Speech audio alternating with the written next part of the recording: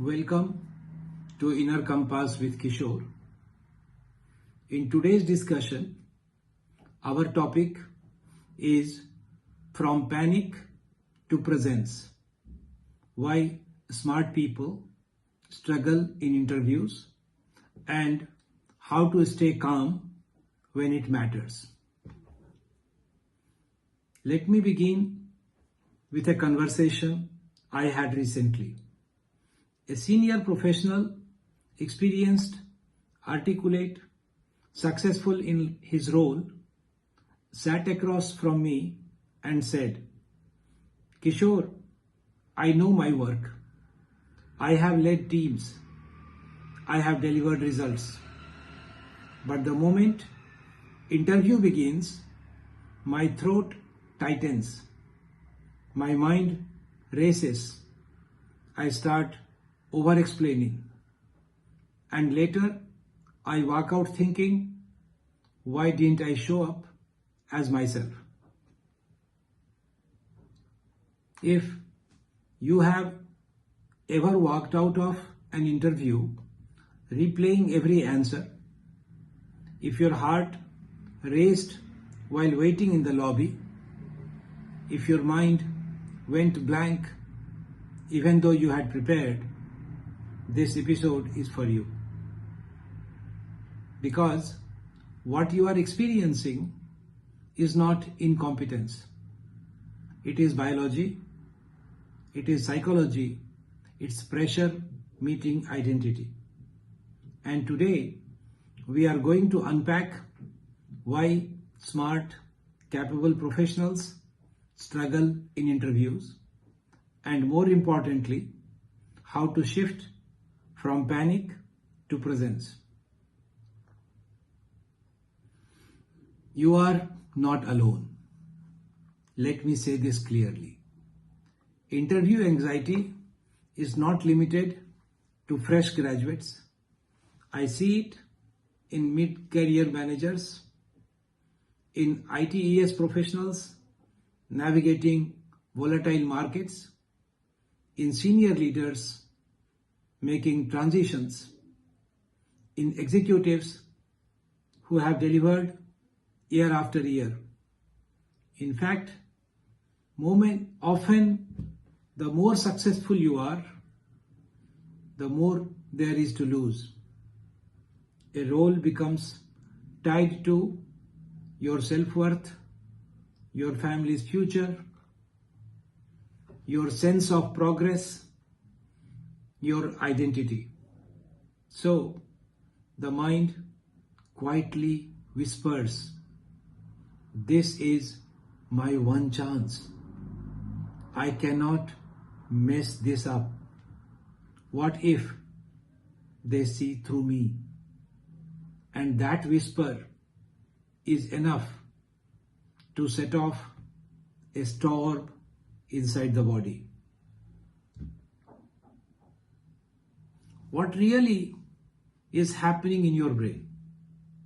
Here is what most people don't realize.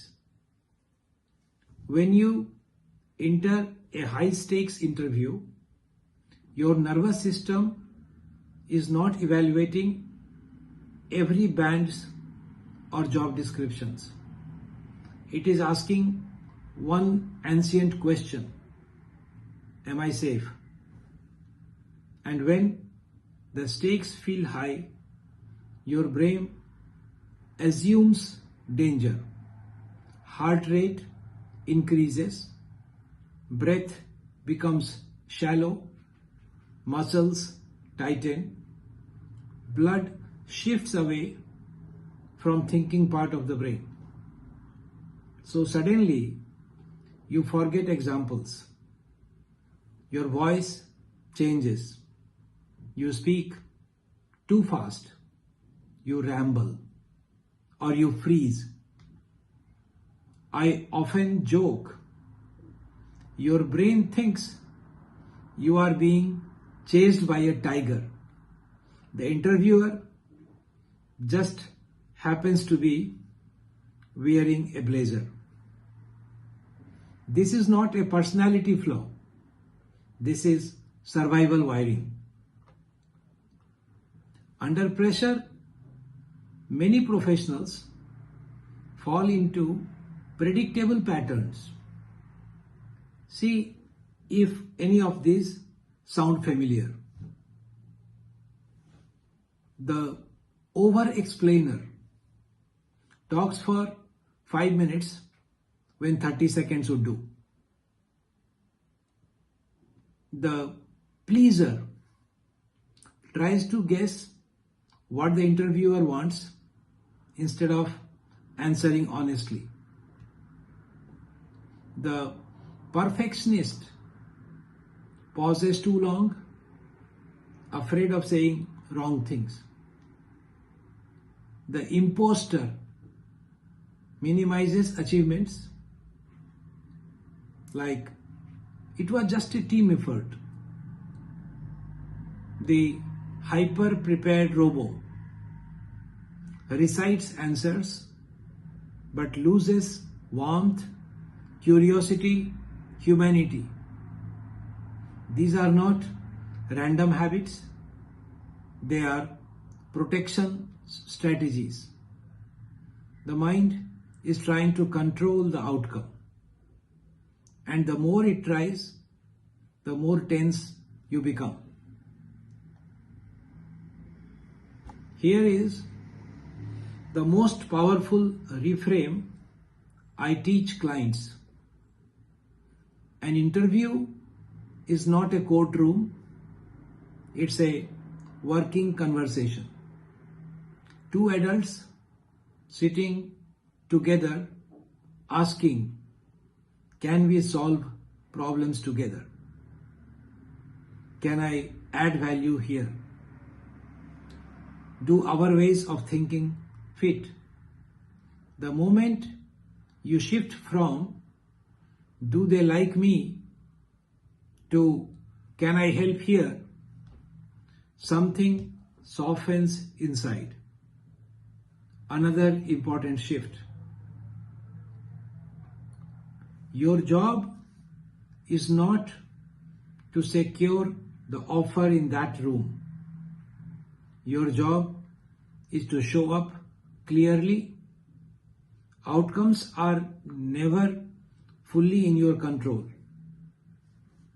Presence is. Let me give you few practical tools you can try before your next interview. 1. The 60-second reset. Before entering, inhale slowly for 4 seconds, hold for 4, and exhale for 6. Drop your shoulders, slow your head movements. Longer exhales tells the nervous system we are safe. Tool 2. Prepare 3 stories, not 50 answers. Instead of memorizing everything, prepare one challenge you handled, one leadership moment, one failure, and what you learned. Most questions can be answered through these 3 lenses. Stories calm the brain, scripts create pressure. Tool 3.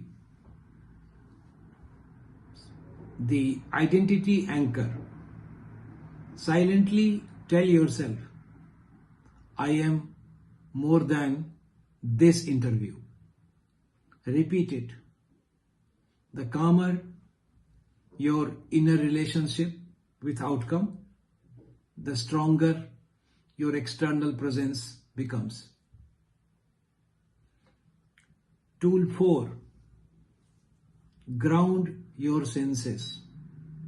If anxiety spikes, notice the chair under you, your feet on the floor, the temperature in the room.